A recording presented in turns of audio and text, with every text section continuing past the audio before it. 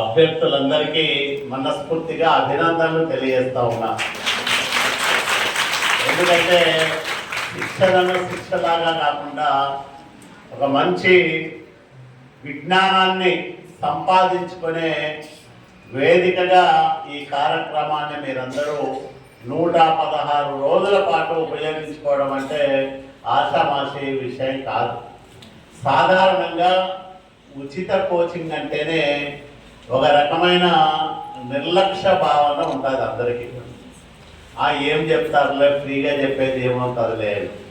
దాంట్లోనూ రాజకీయ నాయకులు పెట్టినారంటే అది ఎంతో వాళ్ళు ప్రచారం కోసం పెట్టుకుంటారులే, ఇది మనకు సంబంధించింది అది కాదని చాలామంది అనుకుంటారు.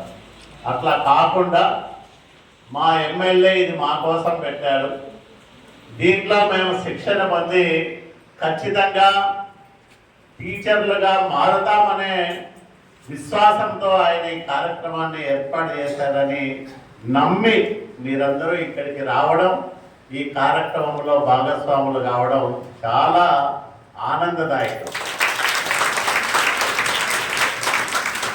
మొదటి మెట్టు మనము విజయవంతంగా ఎక్కగలిగాం.